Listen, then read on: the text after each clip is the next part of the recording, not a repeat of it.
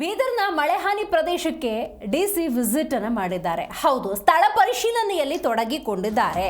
ಬೀದರ್ನಲ್ಲಿ ಮಳೆಹಾನಿ ಪ್ರದೇಶಕ್ಕೆ DC visit. ಮಳೆಯಿಂದ ಹಾನಿಗೀಡಾಗಿರುವ ಬೋಂತಿ ತಾಂಡ ಅಪಾಯದ ಸ್ಥಳಗಳಲ್ಲಿ ನಡೆದುಕೊಂಡೇ ಪರಿಶೀಲನೆಯಲ್ಲಿ ತೊಡಗಿಕೊಂಡಿದ್ದಾರೆ ಡಿಸಿ ಶಿಲ್ಪಾ ಶರ್ಮಾ.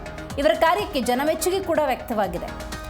ಮಳೆಹಾನಿ ಪ್ರದೇಶಗಳಲ್ಲಿ ಜಿಲ್ಲಾಧಿಕಾರಿ ಸಾಹಸ ಮಾಡ್ತಾ ಇದ್ದಾರೆ. ತುಂತುರು ಮಳೆಯ ನಡುವೆ ಪೀಡಿತರ ನೋವನ್ನು ಆಲಿಸಿದ್ದಾರೆ ಡಿಸಿ. ನೋಡಿ, ನೆರೆ ಪೀಡಿತ ಪ್ರದೇಶದ ಅಪಾಯದ ಸ್ಥಳಗಳಲ್ಲಿ ಸಂಚರಿಸಿ ಪರಿಶೀಲನೆಯನ್ನು ಮಾಡಿದ್ದಾರೆ.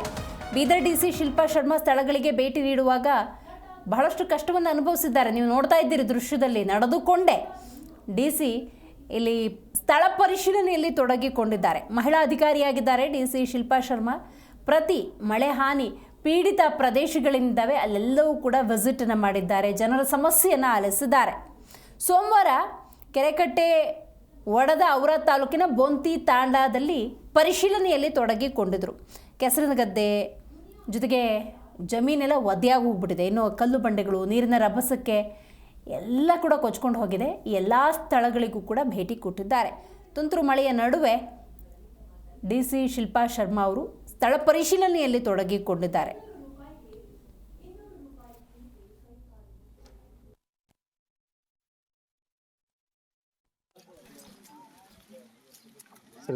ಸರಿ ದರ್ಶಕ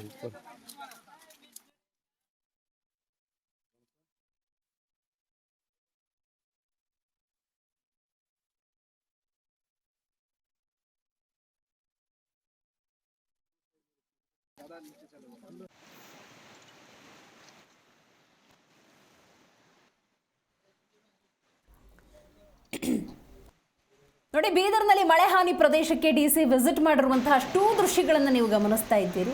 ನೋಡಿ, ಅಧಿಕಾರಿಗಳ ತಂಡ ಭೇಟಿ ಕೊಟ್ಟಿರುವುದು ಬೀದರ್ನ ಬೋಂತಿ ತಾಂಡ ಏನಿದೆ ಮಳೆಗೆ ಜರ್ಜರಿತವಾಗಿದೆ. ಈ ಸಂದರ್ಭದಲ್ಲಿ ಡಿಸಿ ಶಿಲ್ಪಾ ಶರ್ಮಾ ಒಂದು ತಂಡವನ್ನು ಕಟ್ಟಿಕೊಂಡು ಸ್ಥಳದ ಪರಿಶೀಲನೆಯಲ್ಲಿ ತೊಡಗಿಕೊಂಡಿದ್ದಾರೆ. ಅಪಾಯದ ಸ್ಥಳಗಳಲ್ಲಿ ನಡೆದುಕೊಂಡೇ ಹೋಗಿದ್ದಾರೆ ಡಿಸಿ ಶಿಲ್ಪಾ ಶರ್ಮಾ. ಮಳೆ ಹಾನಿ ಪ್ರದೇಶಗಳಲ್ಲಿ ಜಿಲ್ಲಾಧಿಕಾರಿ ಹರಸಾಹಸ ಮಾಡಿದ್ದಾರೆ. ರೈಟ್, ಈ ಬಗ್ಗೆ ಹೆಚ್ಚಿನ ಮಾಹಿತಿಯನ್ನು ನಮ್ಮ ಪ್ರತಿನಿಧಿ ಅನಿಲ್ ಕುಮಾರ್ ನೀಡುತ್ತಾರೆ. ಅನಿಲ್, ಬೀದರ್ನ ಬೋಂತಿ ತಾಂಡ ಮಳೆಯಿಂದ ಜರ್ಜರಿತವಾಗಿದೆ. ಡಿಸಿ ಶಿಲ್ಪಾ ಶರ್ಮಾ ಅವರು ಸ್ವತಃ ಜವಾಬ್ದಾರಿಯನ್ನು ತೆಗೆದುಕೊಂಡು ಪರಿಶೀಲನೆಯಲ್ಲಿ ತೊಡಕೊಂಡಿದ್ದಾರೆ. ಯಾವಾಗ ಪರಿಶೀಲನೆಯಲ್ಲಿ ತೊಡಕೊಂಡ್ರು, ಏನೆಲ್ಲ ಮಾಹಿತಿಯನ್ನು ಕಲೆ ಹಾಕಿದ್ದಾರೆ, ಜನರ ಸಮಸ್ಯೆಯನ್ನು ಡಿಸಿ ಸಾಹೇಬರು ಆಲಿಸಿದ್ರ ಹೇಗೆ?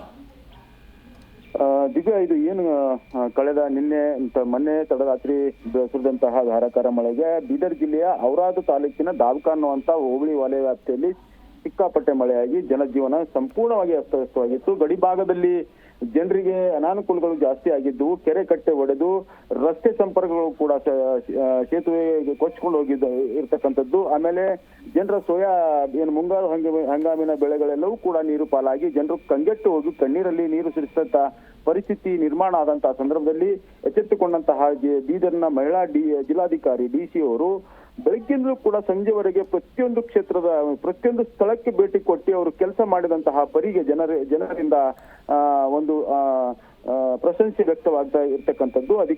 ಅವರು ಜಿಲ್ಲಾಧಿಕಾರಿಗಳು ಸ್ಪಾಟ್ ವಿಸಿಟ್ ಕೊಟ್ಟಿದ್ದಕ್ಕಾಗಿ ಸ್ಥಳೀಯ ತಳಹಂತದ ಅಧಿಕಾರಿಗಳು ಕೂಡ ಕಾಲಿಗೆ ಚಕ್ರ ಕಟ್ಕೊಂಡು ಪ್ರತಿಯೊಬ್ಬ ರೈತನ ಮನೆ ಬಾಗಿಲಲ್ಲಿ ಹೋಗಿ ಅವರ ನೋವನ್ನ ಆಲಿಸುವಂತಹ ಒಂದು ಸ್ಥಿತಿ ಕೂಡ ಕಂಡು ಬಂದಿರತಕ್ಕಂಥದ್ದು.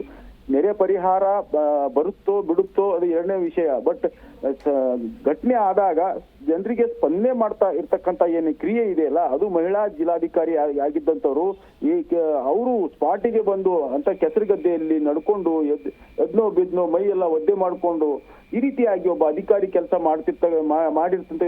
ಇರ್ತಕ್ಕಂಥದ್ದಕ್ಕೆ ಸಾರ್ವಜನಿಕ ವಲಯದಲ್ಲಿ ವ್ಯಾಪಕವಾದಂತಹ ಪ್ರಶಂಸೆ ಇರ್ತಕ್ಕಂಥದ್ದು ಒಂದ್ ಕಡೆ ಆದ್ರೆ, ಜನರಿಗೆ ಅನುಕೂಲ ಆಗುವ ನಿಟ್ಟಿನಲ್ಲಿ ಏನೆಲ್ಲ ಮಾಡ್ಬೇಕು ಅನ್ನೋಂಥದ್ದು ಕೂಡ ಅಧಿಕಾರಿಗಳ ಕೆಲಸ ಆಗಿರುತ್ತೆ. ಜಿಲ್ಲೆಯ ಮುಖ್ಯಸ್ಥರೇ ಸ್ಪಾಟಿಗೆ ಬಂದ ಮೇಲೆ ಸ್ಥಳೀಯ ತಳಮಟ್ಟದ ಅಧಿಕಾರಿಗಳು ಕೂಡ ಮುಲಾಜಿಲ್ದಂಗೆ ಕೆಲಸ ಮಾಡುವಂತ ಪರಿಸ್ಥಿತಿ ನಿರ್ಮಾಣ ಮಾಡುವಲ್ಲಿ ಬೀದರ್ನ ಜಿಲ್ಲಾಧಿಕಾರಿ ಶಿಲ್ಪಾ ಶರ್ಮಾ ಇದ್ದಾರೆ. ಅವರು ಸಾಕಷ್ಟು ಕೆಲಸ ಮಾಡಿರ್ತಕ್ಕಂಥದ್ದು ಕೂಡ ಕಂಡು ಬಂದಿರತಕ್ಕಂಥದ್ದು. ಜಿಲ್ಲಾ ಪಂಚಾಯತಿ ಸಿಒ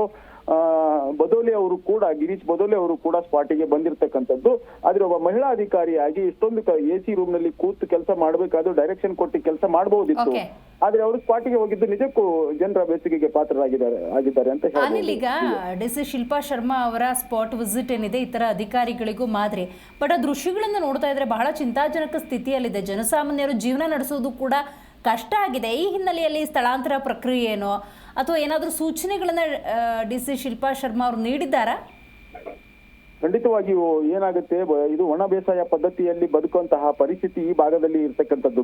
ಬೀದರ್ ಜಿಲ್ಲೆಯ ಗಡಿ ಪ್ರದೇಶ ಏನಿದೆ ಅವೆಲ್ಲವೂ ಭಾಗ ಕೂಡ ಒಂದು ಒಣ ಬೇಸಾಯ ಪದ್ಧತಿಯಲ್ಲೇ ಅವರ ಜೀವನ ಪದ್ಧತಿ ಇರ್ತಕ್ಕಂಥದ್ದು. ಮುಂಗಾರು ಹಂಗಾಮಿನ ಬೆಳೆ ಈಗ ಮಳೆಗೆ ಕೊಚ್ಚಿಕೊಂಡು ಹೋದ್ಮೇಲೆ ಅಲ್ಲಿನ ಜನರ ಪರಿಸ್ಥಿತಿ ನಿಜಕ್ಕೂ ಕಷ್ಟಕರ ಆಗಿರ್ತಕ್ಕಂಥದ್ದು. ಈ ನಿಟ್ಟಿನಲ್ಲಿ ಸರ್ಕಾರ ಕೂಡ ಈ ನಿಟ್ಟಿನಲ್ಲಿ ಯೋಚನೆ ಮಾಡುವಂತ ಪರಿಸ್ಥಿತಿಗಳನ್ನು ನಿರ್ಮಾಣ ಮಾಡಬೇಕಾಗುತ್ತೆ. ಸಂಬಂಧಪಟ್ಟಂತ ಇಲಾಖೆ ಅಧಿಕಾರಿಗಳು ಕೂಡ ಎಷ್ಟೆಲ್ಲ ನಷ್ಟ ಆಗಿದೆ ಅದಕ್ಕೆಲ್ಲ ಸಂಬಂಧಪಟ್ಟಂತೆ ಒಂದು ವರದಿಯನ್ನ ಸಿದ್ಧಪಡಿಸಿಕೊಂಡು ಈಗ ಅದಕ್ಕೆ ಜಿಲ್ಲಾಧಿಕಾರಿಗಳು ಕೂಡ ಆ ನಿಟ್ಟಿನಲ್ಲಿ ಕೆಲಸ ಮಾಡ್ತಾರೆ ಅನ್ನೋಂತಹ ವಿಶ್ವಾಸ ಜನ ವ್ಯಕ್ತಪಡಿಸ್ತಾ ಇರತಕ್ಕಂಥದ್ದು. ರೈಟ್, ಥ್ಯಾಂಕ್ ಯು ನಿಮ್ಮೆಲ್ಲ ಮಾಹಿತಿಗಾಗಿ ಅನಿಲ್.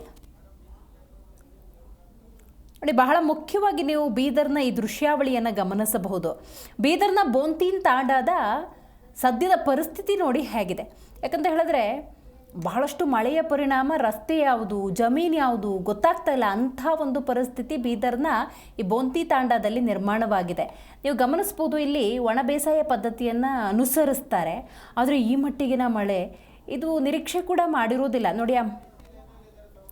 ರೈಟ್, ಇದೀಗ ಮಾತಾಡೋದಕ್ಕೆ ಬೀದರ್ನ DC ಆಗಿರುವಂಥ ಶಿಲ್ಪಾ ಶರ್ಮಾ ಅವರೇ ಸ್ವತಃ ನಮ್ಮ ಜೊತೆ ಸಂಪರ್ಕದಲ್ಲಿದ್ದಾರೆ. ಮೇಡಮ್ ನಮಸ್ಕಾರ.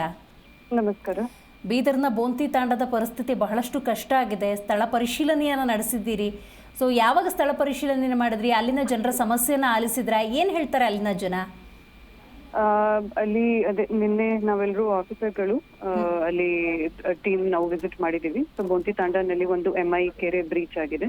ಅದರಿಂದ ನೀರ್ ಊರ್ ಒಳಗಡೆ ಹೋಗಿತ್ತು, ಮತ್ತೆ ಮನೆ ಒಳಗಡೆ ಕೂಡ ಹೋಗಿತ್ತು. ಬಟ್ ಥ್ಯಾಂಕ್ಫುಲಿ ನಮ್ಗೆ ಅಂದ್ರೆ ಆ ಏರಿಯಾನಲ್ಲಿ ಯಾವುದು ಜೀವಹಾನಿ ಆಗಿಲ್ಲ.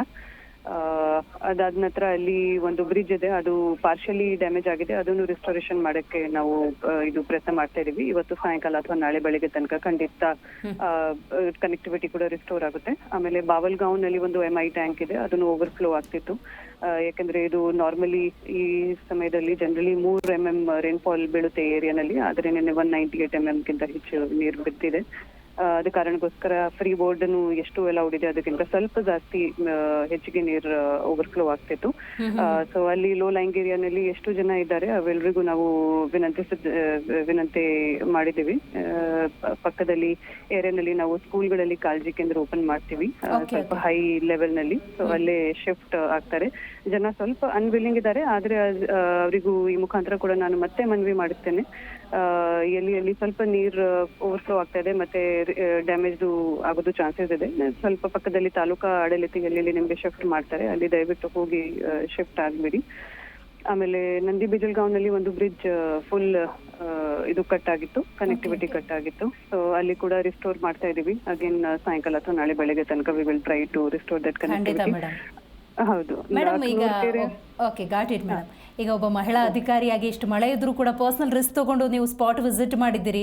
ಅಲ್ಲಿನ ಜನರ ಜೊತೆ ನಾವು ಮಾತಾಡ್ತಾ ಇದ್ವಿ, ತುಂಬ ಪಾಸಿಟಿವ್ ಆಗಿ ನಿಮ್ಮ ಬಗ್ಗೆ ಮಾತಾಡ್ತಾ ಇದ್ರು. ಮೇಡಮ್ ರಿಸ್ಕ್ ತಗೊಂಡು ಸ್ಪಾಟ್ ವಿಸಿಟ್ ಮಾಡ್ತಿದ್ದಾರೆ ಅಂತ, ಇದ್ರ ಬಗ್ಗೆ ಏನು ಹೇಳ್ತೀರಿ? ಯಾಕಂದ್ರೆ ಇತರ ಅಧಿಕಾರಿಗಳಿಗೂ ಇದು ಕೂಡ ಮಾದರಿ ಅಂತ ಹೇಳಿದ್ರೆ ತಪ್ಪಾಗೋದಿಲ್ಲ. ಅದು ನಮ್ದು ಜವಾಬ್ದಾರಿ ಇದೆ. ನಮ್ಮ ಕೆಲಸ ಏನಿದೆ ನಾವು ಅಷ್ಟೇ ಮಾಡಿದೀವಿ, ಜವಾಬ್ದಾರಿ ನಾವು ವಹಿಸಿದೀವಿ. Right madam, thank you madam. Zee Kannada news ಜೊತೆಗೆ ಮಾತಾಡಿದ್ದಕ್ಕಾಗಿ. ಶಿಲ್ಪಾ ಶರ್ಮಾ ಬೀದರ್ DC ಮಾತಾಡ್ತಾ ಇದ್ರು. ಬಹಳ ಸ್ಪಷ್ಟವಾಗಿ ಹೇಳಿದ್ರು, ಇದು ನಮ್ಮ ಕರ್ತವ್ಯ, ಇದು ನಮ್ಮ ಜವಾಬ್ದಾರಿ. ಇಂಥ ಮಳೆ ಪೀಡಿತ ಪ್ರದೇಶಗಳಿರ್ಬೋದು, ಅಲ್ಲಿನ ಜನರ ಸಮಸ್ಯೆನ ನಾವು ಆಲಿಸಬೇಕು ಅಂತೇಳಿ ತಾತ್ಕಾಲಿಕವಾಗಿ ಏನೆಲ್ಲ ಪರಿಹಾರಗಳನ್ನು, ಕಾಳಜಿ ಕೇಂದ್ರಗಳನ್ನು ತೆಗಿಬೇಕು ಅದನ್ನ ನಿಟ್ಟಿನಲ್ಲಿ ನಾವೆಲ್ಲ ವ್ಯವಸ್ಥೆಯನ್ನು ಮಾಡ್ಕೊಂಡಿದ್ದೇವೆ. ಬಟ್ ಬಹಳಷ್ಟು ಪರಿಸ್ಥಿತಿ ಅಯೋಮಯ ಆಗಿದೆ, ಅಲ್ಲಿನ ಜನರ ಜೊತೆ ನಿಂತ್ಕೊಳ್ತೀವಿ ಅನ್ನುವಂಥ ಸ್ಪಷ್ಟನೆಯನ್ನು ಕೊಟ್ಟಿದ್ದಾರೆ.